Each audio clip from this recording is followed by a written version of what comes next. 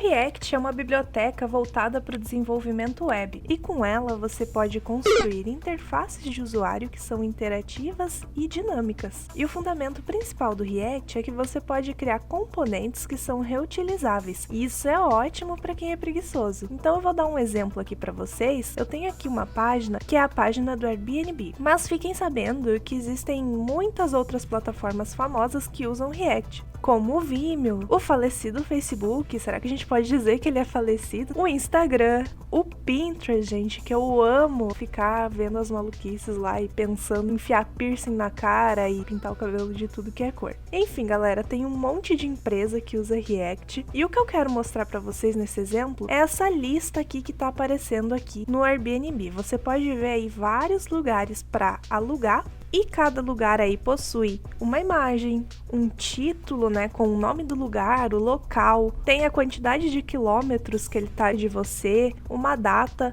um preço e até mesmo a nota que os usuários dão por avaliar esse local aí. E imagina se a gente tivesse que escrever cada elemento desse num HTML. Ia ficar um HTML gigantesco com muitas informações, ia ser muito difícil de dar manutenção no código, ia ficar muito complicado, né? E com o React a gente cria apenas um componente, que seria esse elemento, e aí a gente vai consumir esses dados de algum lugar, de alguma API, de algum serviço, e vai renderizar todos os itens passando um map por esses dados aí.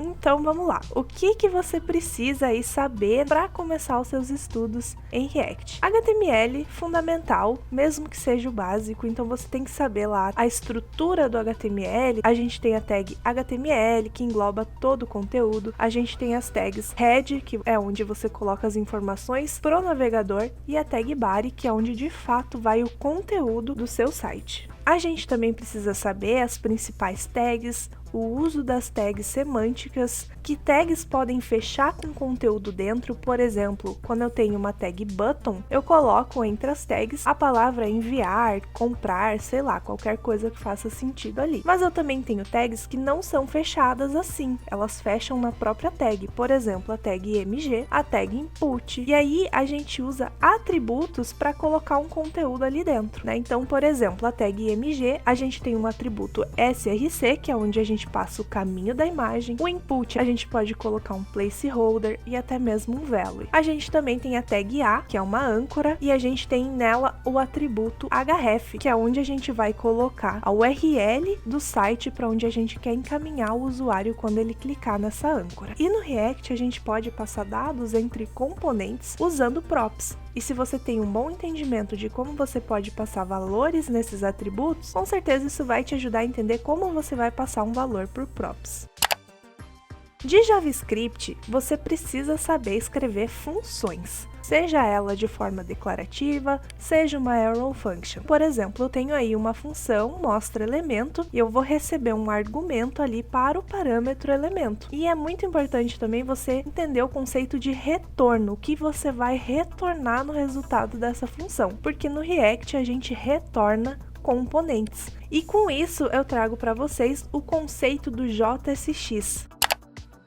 O JSX nada mais é que uma extensão da sintaxe do JavaScript que permite combinar elementos HTML com o código JavaScript. Então, por exemplo, eu tenho aí um componente chamado meu componente que vai retornar um H1 com um texto dentro. Então veja que eu tenho um HTML dentro do meu JavaScript. Outro exemplo que eu tenho aí é um componente chamado saudação, e aí eu tenho uma constante chamada nome e uma constante chamada saudação. Os componentes no React a gente inicia com letra maiúscula. E aí a const saudação ali é outra coisa, é uma frase. E nessa frase eu vou criar ali um olá fulano, passando a variável, a constante nome, ali para dentro dessa frase. E aí eu vou retornar um H2 com a constante saudação. Então eu estou fazendo uma interpolação ali, colocando uma constante do JavaScript ali dentro do HTML.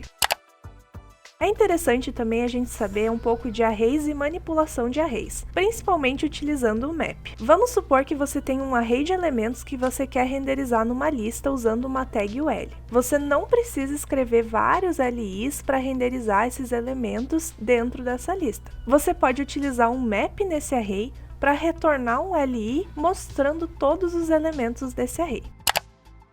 Outra coisa que eu acho interessante que vocês saibam é o que é um objeto JavaScript e como que a gente pode acessar propriedades desse objeto via ponto ou via colchetes. Um objeto JavaScript é uma estrutura de dados que armazena pares de chave e valor, e cada valor num objeto é identificado por uma chave única. Você declara um objeto como se fosse uma variável, mas aí você abre chaves e dentro você coloca as chaves ou as keys, que vão ser as propriedades que a gente vai poder acessar, e os valores, que é o conteúdo para cada chave. Então eu tenho aí uma const client, aí eu vou atribuir um valor a ela sendo um objeto. Eu abro as chaves e aí eu tenho a primeira propriedade, que é name, e o valor que eu tenho ali é Keanu Reeves. Também tem uma propriedade age e um valor 50, e assim por diante. E a gente pode acessar essas propriedades via ponto ou via notação de colchetes. E aí, galera, se você gostou desse vídeo, deixa um joinha aí pra me ajudar e verifica se você já é inscrito aqui no meu canal. E se você já sabe um pouco de tudo isso que eu acabei de falar,